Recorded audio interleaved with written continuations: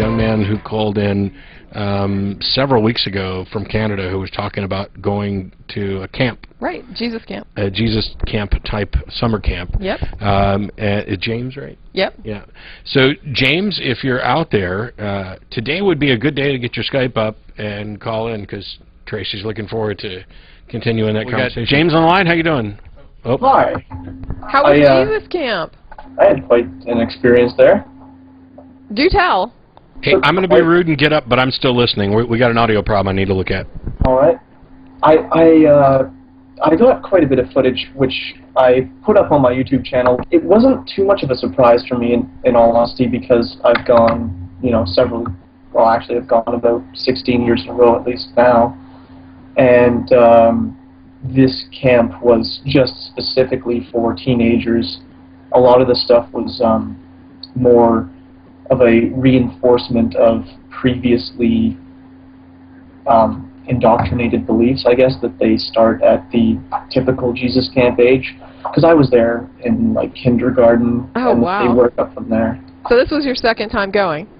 No, this was my second time going as an atheist. I've gone for 15 years. Oh, wow. And was a fundamentalist until I was about 13 or 14. Okay. Yeah.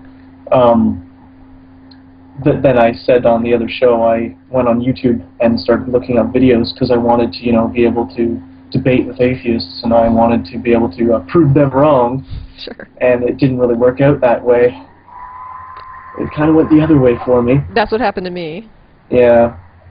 But yeah, I had to, of course, remain in the closet. I have still been that way for the last 2 years, except for friends, of course, but nobody at the camp knew. They all know me, so they treated me just the same, and I had to kind of put on a cover. But then again, I knew exactly how to do it since I've been a fundamentalist. Plenty of practice. Majority of it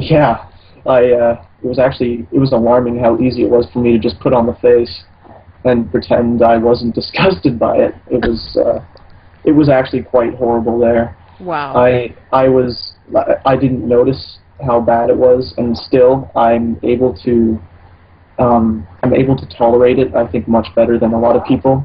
I've put up about, I think, 5 videos now, roughly about 10 minutes long. Mostly it's of the messages from the pastors, and I got several of the calls they did to do your offerings and tithes, because even though they're only teenagers, they of course ask for money.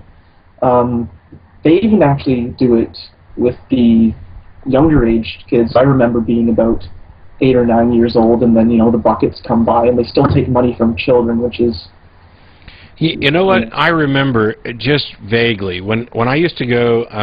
And by the way, you realize, of course, that by putting these up here, there's a good chance that somebody who went to that camp is going to figure out who shot that video. I didn't give any information as to where the camp is in any of the videos, and I did distort the video in most of them so that you can't see who it is.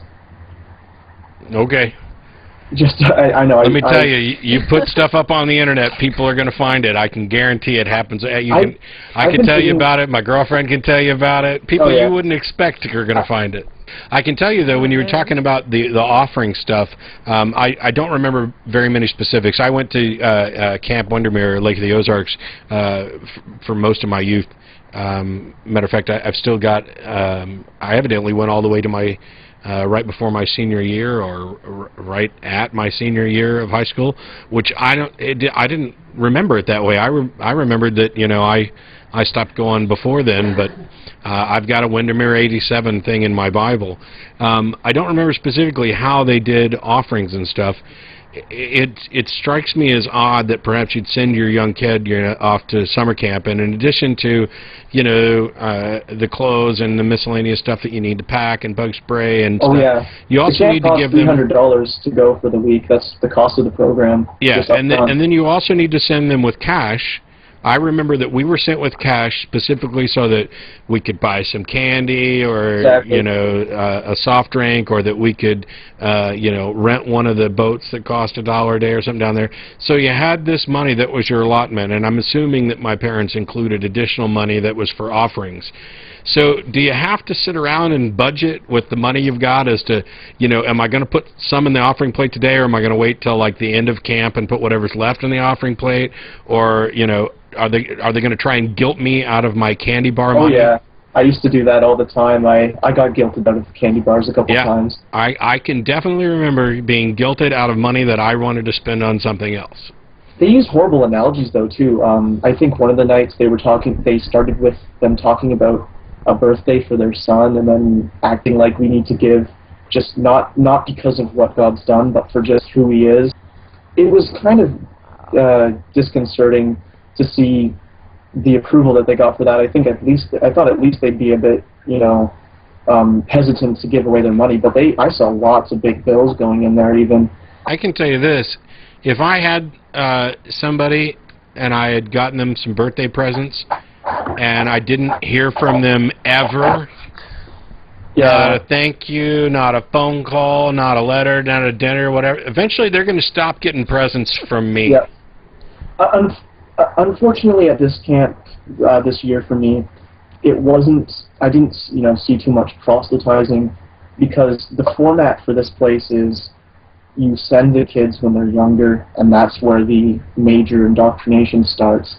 And by the time you're the age I am, I actually just turned 17 in July, they basically expect that you already agree with most of the stuff they're already going to say, so they don't have to convince you of anything anymore. Yeah, it's not proselytizing. It's all about revival and rededicating your life and, exactly. and showing that you've been a reprobate over the last year and not been as good to God as you should have been.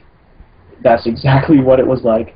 And a lot of stuff with, because it's a Pentecostal camp, a major focus is on getting them to speak in tongues, which was, I freely admit, hilarious. Did you speak in tongues?